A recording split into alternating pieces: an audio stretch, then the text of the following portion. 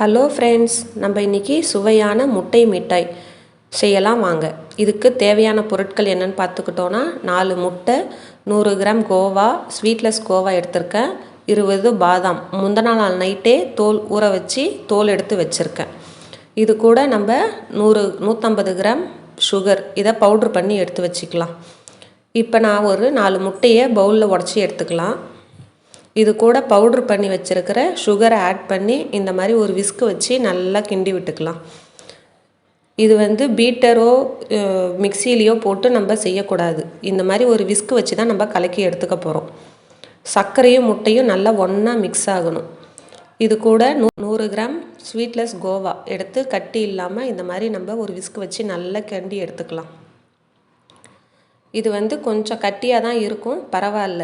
நம்மளால் எந்த அளவுக்கு உடச்சி விட்டு இது பண்ண முடியுமோ அந்த அளவுக்கு பண்ணிக்கலாம். இப்போ இது கூட நம்ம 20 பாதாம் ஊற வச்சுருக்கோம்ல, அந்த பாதாம் கூட கொஞ்சமாக பால் ஊற்றி ஒரு திக்கான ஒரு பேஸ்ட்டுக்கு எடுத்து இது கூட ஆட் பண்ணிக்கலாம். எல்லாமே போட்டு ஒன்றா நல்லா இந்த மாதிரி ஒரு விஸ்கு வச்சு நல்லா கைவிடாமல் கிண்டி விட்டுக்கிட்டே இருங்க.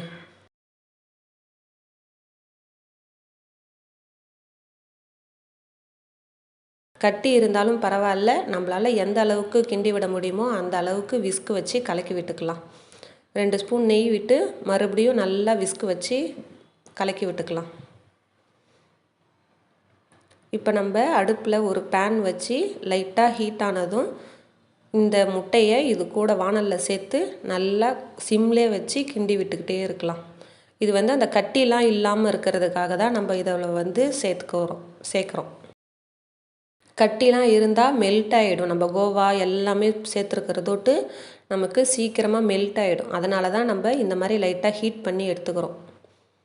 இதுலேயும் ரொம்ப வெந்துடக்கூடாது. நம்ம மறுபடியும் பேக் டீனில் ஊற்றி வேக வைக்க போகிறோம். அதனால் லைட்டாக ஹீட் ஆனால் போதும். எல்லாமே ஒன்றா சேர்ந்து மிக்ஸ் ஆகிறதுக்காக தான்.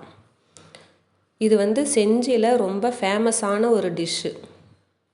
இங்கே பாருங்கள், நமக்கு இந்த பதத்துக்கு இருக்கணும். நமக்கு இந்த பதத்தில் இருக்கக்குள்ளார குங்குமப்பூ இருந்ததுன்னா நம்ம ஆட் பண்ணிக்கலாம். குங்குமப்பூ இல்லாட்டியும் பரவாயில்ல, நம்ம ஃபுட் கலர் ஏதாவது லைட்டாக எல்லோ கலரில் ஆட் பண்ணிக்கலாம்.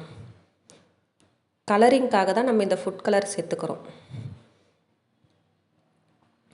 இப்போ நம்ம ஒரு கேக் டின் எடுத்து அதில் லைட்டாக நெய் அப்ளை பண்ணி நல்லா எல்லா பக்கமும் படுற மாதிரி போட்டு இதை ஊற்றி 40 மினிட்ஸ் நம்ம வேக வைக்க போகிறோம். 5 மினிட்ஸ் ப்ரீ ஹீட் பண்ணி எடுத்து இதை வேக வச்சு எடுத்துக்கலாம். இது மேலே நல்லா ஒரு ரோஸ்ட் ஆகிற மாதிரி கலருக்கு வரணுன்றதுக்காக 2 ஸ்பூன் நெய் ட்ராப் அங்கங்கே விட்டுக்கலாம். இங்கே பாருங்கள், நான் இட்லி பேன் வச்சு அதில் ஒரு 5 மினிட்ஸ் ப்ரீ ஹீட் பண்ணி எடுத்துக்கிறேன். இப்போ இதை வச்சு 40 மினிட்ஸ் பேக் பண்ணிக்கலாம். நம்ம நடுவில் அப்பப்போ திறந்து பார்க்கக்கூடாது. கரெக்டாக 40 மினிட்ஸ்னால் 40 மினிட்ஸ் வேக வச்சு எடுத்தோன்னா தான் நமக்கு கரெக்டான இதில் இருக்கும். இங்கே பாருங்கள், நம்ம 40 மினிட்ஸ் கழித்து நமக்கு எந்த மாதிரி ஒரு கலர், சூப்பரான ஒரு கலரில் ரெடி ஆகி வந்திருக்கு. இது நம்ம எடுத்த உடனேயுமே கட் பண்ண முடியாது, நல்லா ஆற வைக்கணும்.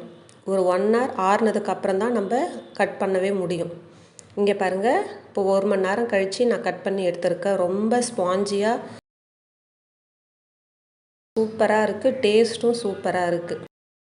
இந்த மாதிரி நீங்கள் உங்கள் வீட்லேயும் செஞ்சு பாருங்கள். Okay friends, thank you. இந்த வீடியோ உங்களுக்கு பிடிச்சிருந்தா லைக் பண்ணுங்கள், ஷேர் பண்ணுங்கள். மறக்காமல் பார்த்தா விலாஸ் சேனலை சப்ஸ்கிரைப் பண்ணுங்கள்.